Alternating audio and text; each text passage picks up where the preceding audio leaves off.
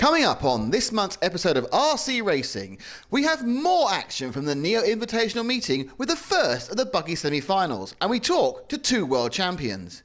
But first, at the height of the English summer, we visited a cold, damp and windy Snetterton to meet another British world champion and find out about the fast-growing world of RC bikes. We like world champions on RC Racing, so I gather you are the first electric superbike champion in the world. Tell us about it. Yeah, it's good. Good to be first. Right, let's go somewhere with this.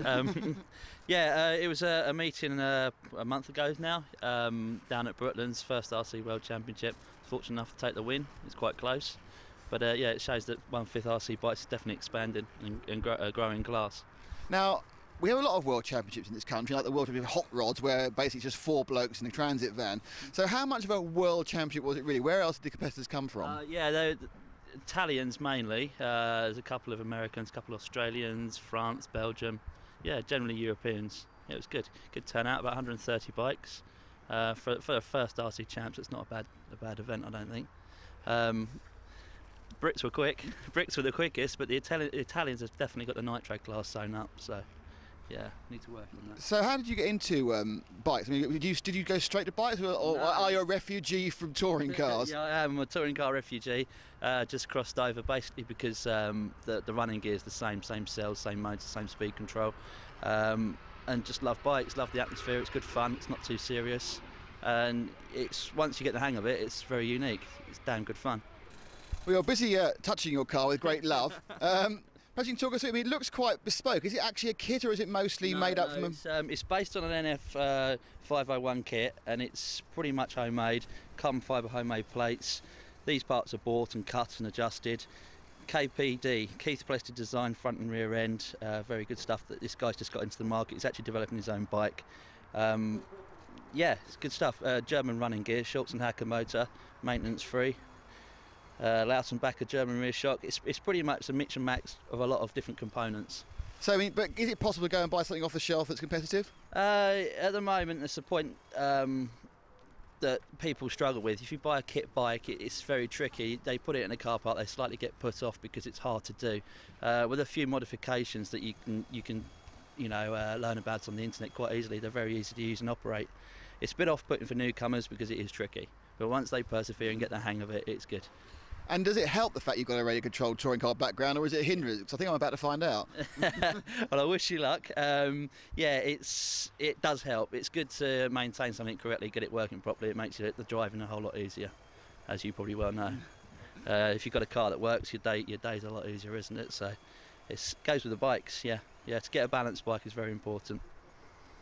Well, hopefully I'll have a nice neutral setup, because it's going to be my turn to have a go now, and hopefully young Gary, whom I know from my years of the touring car man, who is the onboard camera specialist, but obviously likes small things with little mini radios on them. He's going to lend me his car, so if it comes back in pieces, we'll soon find out. Bike.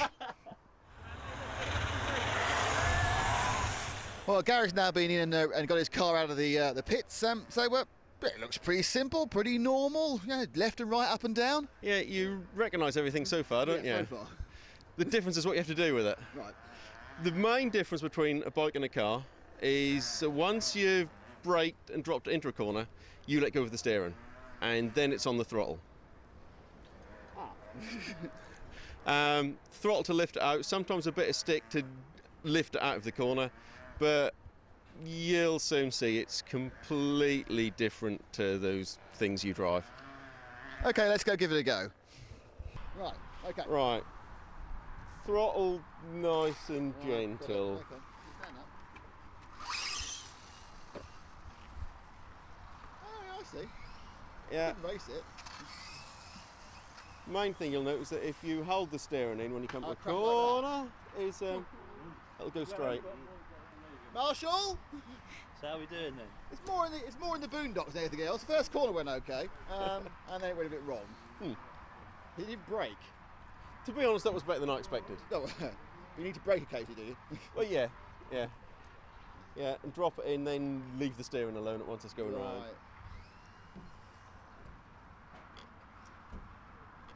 Oh, bloody hell. Yeah, I see. Just driving now, but it's a bit different. Oh, look at that. It's just back. It's okay to get it back up again. You've got a lovely back green rear tyre now. Look. Yeah.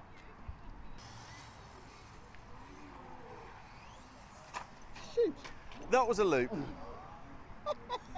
I finally got things straight. I've got half a straight to go. And you opened the throttle up? Yeah. Too fast? Yeah. Yeah. Oh, this is far too sensitive for me. I mean, I'm a brutal, bat it out of the corner and hope for the best type man, you know. Oh no, that's it. This is more like helicopters than cars. Yeah, race helicopters, do you? Well, I don't think I'm quite ready for the World Championships yet, Gary, but it's very, very interesting. It's completely different. It's a lot of fun. I'll get it back to you. They're very tough, as I've proven. Oh, and yes. What we'll do is we'll let you have a bit of a run out with your mates and we'll see them going around properly. Okie doke, and you did surprisingly well for first time on a circuit. That you surprised me there. I'll give the £10 later. Let's go see things done properly.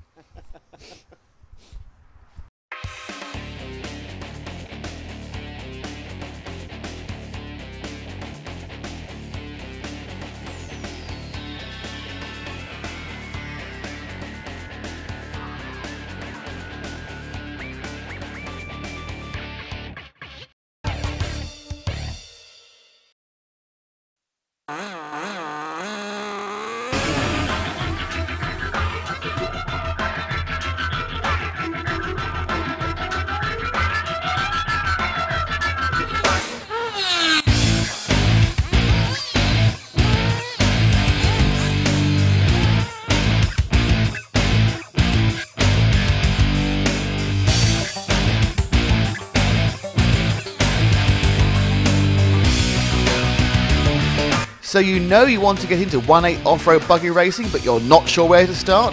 Here's the perfect solution. The Lightning 2 range from Hot Bodies. It has everything you need to get started. From a sturdy, quick, ready-to-run machine, through a sport version to the full competition spec Lightning 2 Pro.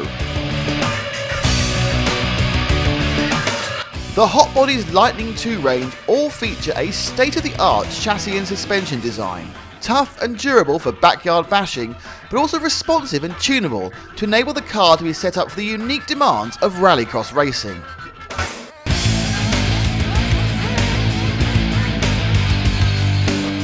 The ready-to-run cars come with proven high-power engines featuring easy-to-start mechanisms, whilst the Lightning Pro enables you to fit your choice of race engine.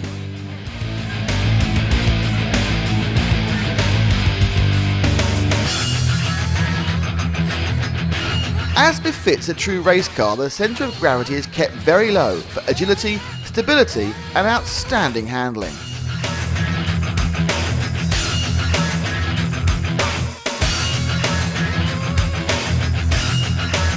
The Hot Bodies Lightning range is a revelation, combining the best of ready-to-run fun with the ability to easily upgrade to a full racing machine. See you in the A final.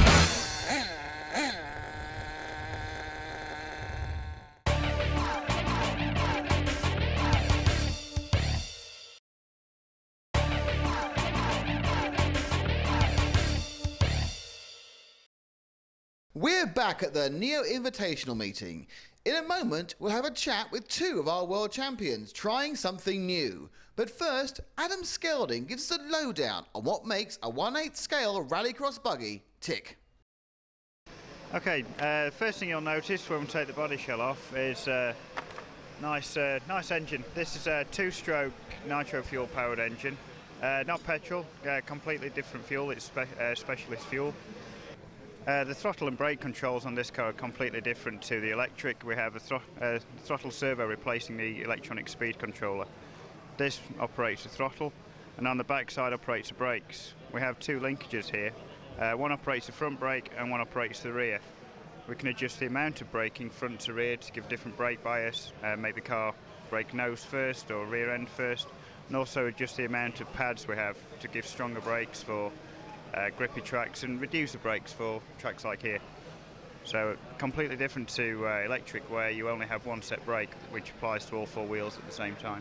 Again, you'll notice the car's a little bit bigger than a standard 10 scale car as well. Turning it around, here we have a fuel tank to power the engine and exhaust. All these can be are interchanged for maximum tuning for each track. A suspension, again a little bit bigger than the standard 10th car and touring car.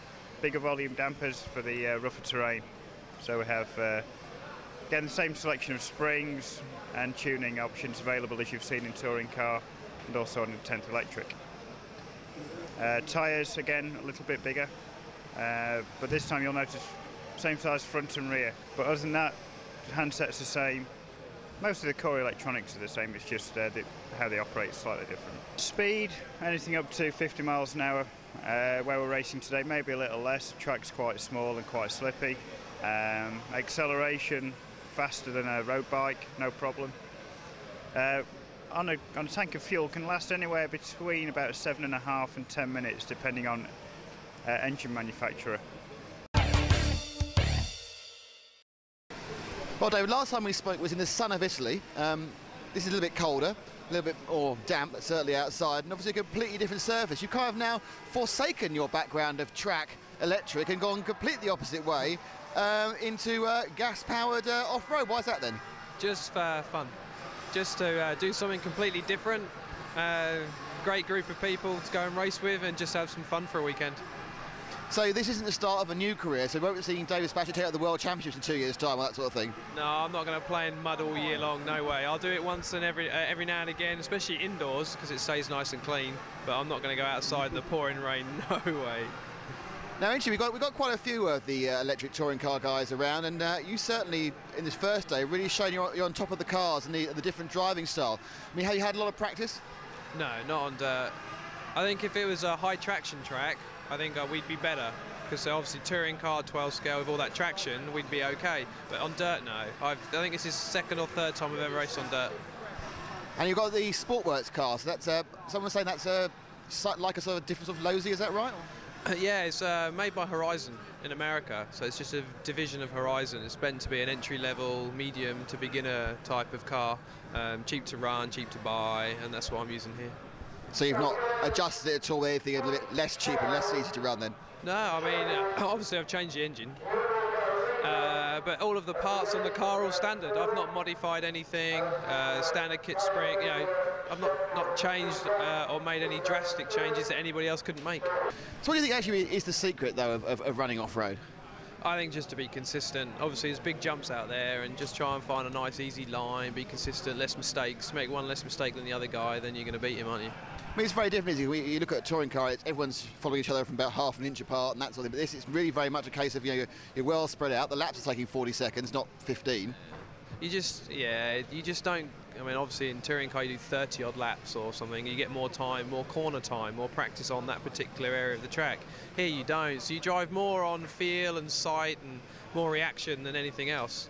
So you just try and keep out of trouble. I think if you do 5 minutes and keep out of trouble, you're going to be up in the top 10. Now, if you do make the top 10, David, the problem there is, of course, you're faced with a 45-minute, half-hour semi-final and possibly a 45-minute final. Now, how prepared are you for that sort of level of concentration? How are you past minute 8? I don't know, really. I think I've done one race before and your feet just hurt. That's the biggest thing I notice. You just stand there and then get bored. So, yeah, I just hope I can keep interest for long enough. Andy Moore, it's interesting to see you in a cold shed in Telford, because last time we talked, you just become world champion at touring cars. Has your life changed since that happened? I suppose it has a little bit. There's more people want me to go to different races and things around the world. But apart from that, not a lot's different, to be honest. So what's a guy who's very, very fast with cars powered by electricity on a flat circuit doing here with dirt, petrol engines, 3 dimensions? It's just a little bit of fun, to be honest. End of a hard year. Thought it might be a bit of a change just to come and have a go at this. So. And you're vastly experienced doing this at all? My experience runs to about 1 day. That was the practice day on Friday, and that's it, really. And how have you found it? Obviously, you know, you're the master of what you normally do. This is a completely different discipline. Have you found it very hard to convert? Yeah, I didn't think it was going to be as difficult as it has been. Obviously, the flatter sections, not too bad. But when it comes to the 4 big doubles in the middle, it took a fair while to get used to, and I'm still not really there yet at the moment, but it's getting better. Is that technique or more confidence? I think it's a bit of both, to be honest. You need to, obviously, if you know exactly, if you jump this kind of thing all the time, then you know how fast your car needs to be going to clear the main part of the jump, and then to be able to get the nose to come down to land on the downside. So it took me a good, well, 5, maybe 6 runs just to try and get the timing right. And then obviously now my confidence is a bit higher, then I'm not making as many mistakes because I can do the same thing over and over again. So with the bump up format, you must be quite confident therefore, because you're on an upward learning curve, that you should be able to get yourself out of that 8th final and move forward.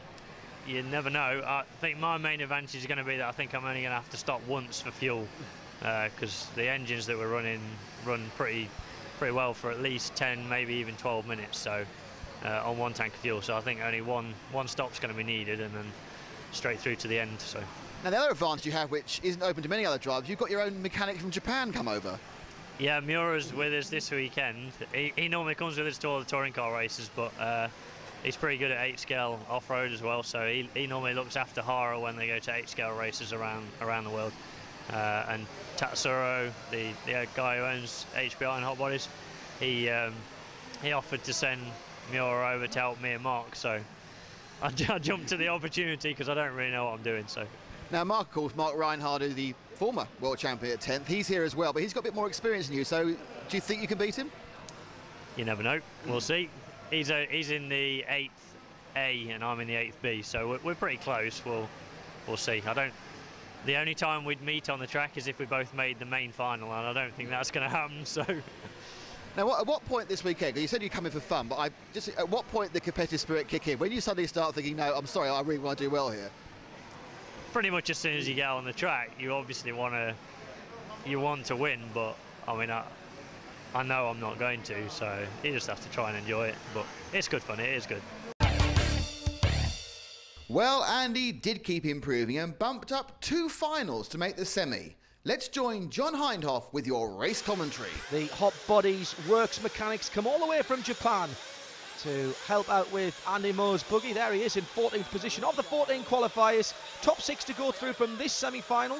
Joining the top 6 from the A final, and of course Adam Drake, who's locked in on pole for the final. Little bit of creeping there by Reece Sawyer as we get away, and Andy goes over and ends up under the podium. Good heavens, will he recover from that as Hernandez is away and leading very nicely. Tigani in 2nd, then Vega, Carl Jackson in 3rd place. Great start though by Borja Hernandez.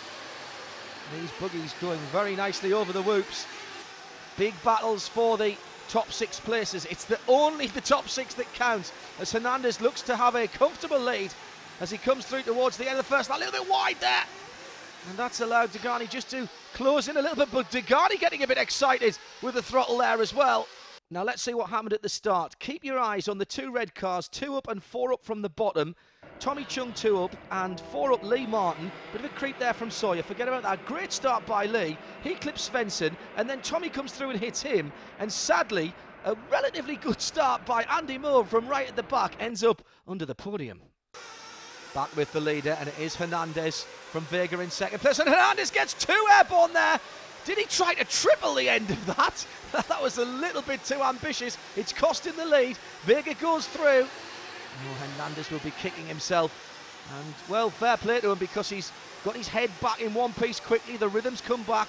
You can see him sliding the buggy around quite confidently there through to the end of the lap. This is the slowest and perhaps most technical part of the circuit. Across the line then, Vega leading, and he's really beginning to settle down now. There's Hernandez in 2nd place.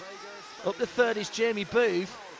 And there's Booth just gaining on the leaders, and oh yes, a mistake. I thought Vega had got away with that, but no, he's lost the lead back to Hernandez. Well, a great battle between these two. Jamie Booth has gone over. Booth goes over on the infield. Now this is interesting because this is the battle for 5th, 6th and 7th. The 2 red cars, who are Lee Martin and Degani, are in the final. Well, Carl Jackson at the back of that group is not, and you can see how hard he's trying.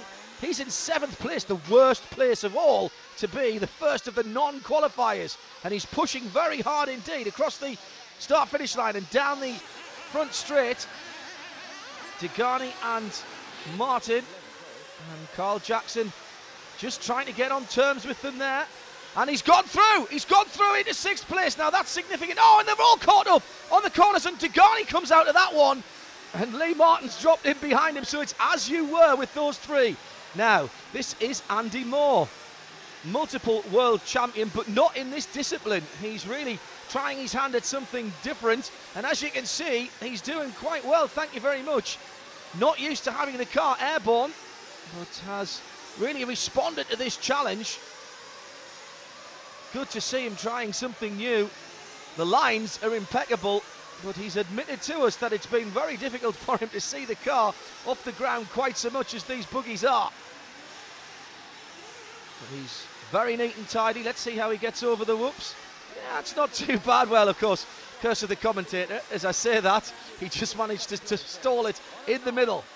Now, round the outside there is the leader, Hernandez. The second of the green, white and red cars is David Crompton, who didn't actually take the start properly, but he's fought his way up into a qualification spot, and he's driving as quick as he can, because the faster your time is in the semi, the better off you are on your grid position for the final. So no half measures here as the leader's in the pits. Now let's see how the pit work goes. Should only be 4 or 5 seconds at the most. The fuel goes in. Oh, a little bit of a mistake coming out by the driver, but Hernandez is back out and running again. And he really has got this B semi by the scruff of its neck at the moment. Here's the battle for 5th and 6th. Gomez in the red car has got Jackson right with him. And now these two, of course, are in qualifying places, so they don't want to do anything too silly. Coming up to more traffic ahead of them as well. That's the 4th place driver. Oh, they've touched exactly what they did need to do. Oh, Jackson will be kicking himself there. He's fought hard to get up into this qualifying position for the final. 6th place will do, thank you very much. Doesn't need a mechanical failure, doesn't want to be banging wheels and end up upside down. Now we're looking out for Greg Tagani. There he is, just coming through onto the infield. Ahead of him is David Crompton, who is almost a lap down on Greg, but still pushing on hard. He's still in the qualifying position at the moment, doesn't want to lose concentration with one of the leading cars coming through behind him, and he has made a mistake.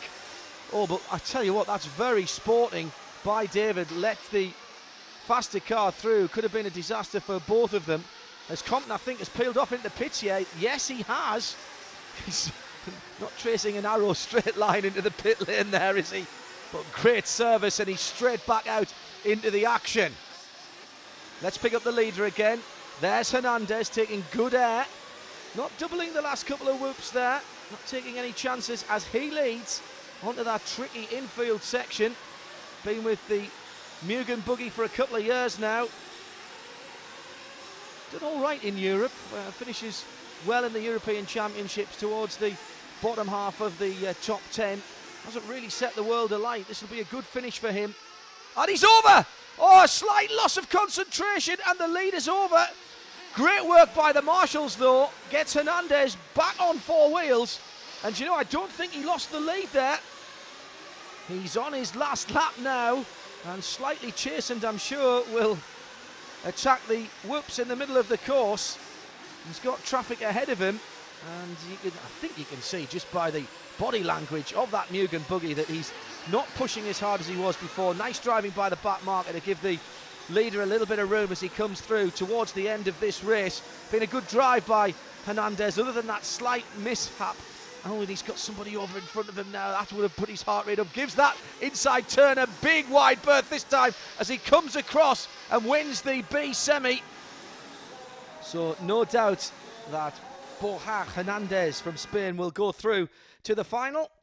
And the 5 drivers who will definitely join him are Greg Degani, Jamie Booth, David Crompton, recovering from that terrible start, Lee Martin and Chris Svensson. Richie Gomez in 7th. We'll have to wait and see if his time was quick enough. Touring car world champion Andy Moore finishing in a creditable 10th position on only his 2nd outing on the dirt.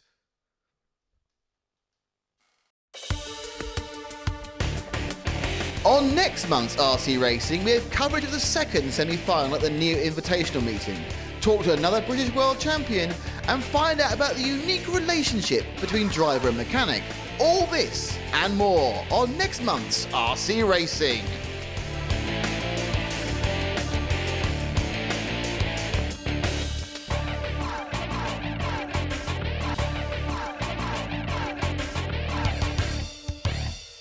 Marshall,